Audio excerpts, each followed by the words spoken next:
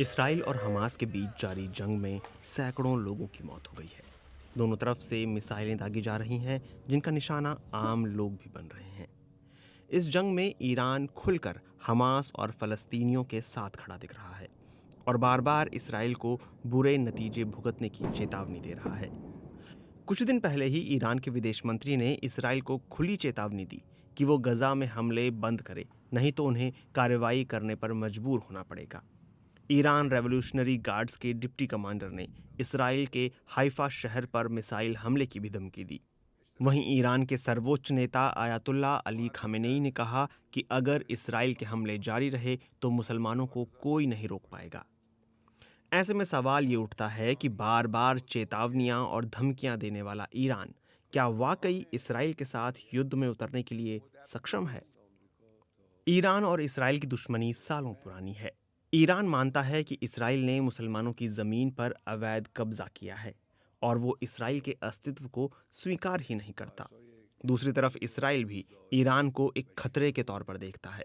उसने हमेशा ये कहा है कि ईरान के पास परमाणु हथियार नहीं होने चाहिए।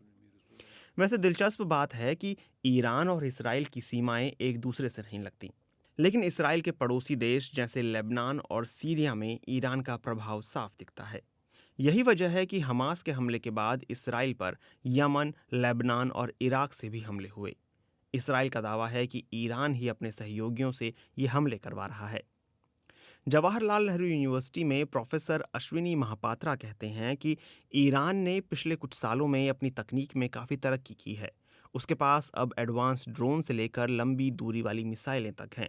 उसके पास वो हथियार हैं जिनके बलबूते वो इसराइल का सामना कर सकता है, लेकिन फिर भी वो इससे बचना चाहेगा क्योंकि इसराइल के पास अमेरिका का साथ है। अगर जंग छिड़ी तो इसराइल को अमेरिका का साथ मिलेगा और उसे बढ़त मिल सकती है। वैसे ईरान और इसराइल के बीच लंबे समय से प्रॉक्सी वॉर चल रही है, लेकिन दोनों ही देश पूरी तरह युद्ध में उतरने से बचते रहे हैं।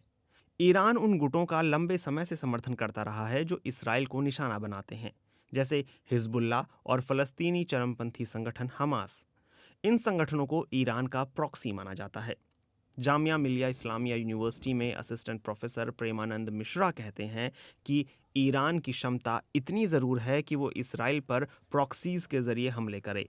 एक बात यह भी है कि नॉन स्टेट एक्टर्स की अंतर्राष्ट्रीय कानूनों के प्रति कोई जवाबदेही नहीं होती। वो हमेशा किसी भी देश को अपने प्रतिद्वंदियों के खिलाफ बढ़त हासिल करने में मदद करते हैं। इस बात को इसराइल भी हल्के में नहीं लेता और इसीलिए इसराइल हिजबुल्लाह या हमास से बड़ा दुश्मन ईरान को मानता है। हमास के इसराइल पर किए गए हमले के बाद कुछ विश्लेषकों ने इसे ईरान की जीत बताया। उनका तर्क था कि इस हमले से एक बार फिर फलस्तीन का मुद्दा अंतर्राष्ट्रीय मंच पर ताज़ा हो गया। हालांकि ईरान भी इसराइल के साथ सीधे जंग में उतरने से बचने की कोशिश करेगा और उसके पीछे ईरान के अपने राजनीतिक हालात भी हैं। ज़्यादा समय नहीं बीता है जब ईरान में महिलाओं ने जबरन हिजाब पहनने के खिलाफ भारी विरोध प्रदर्शन किया। इसकी वजह से ईरान की सरकार पर भी खतरा मंडराने लगा था। विशेषज्ञ कहते हैं कि ऐसा ना हो कहीं ईरान यहाँ इसराइल से युद्ध लड़े और वहाँ अपने घर में उसकी सरकार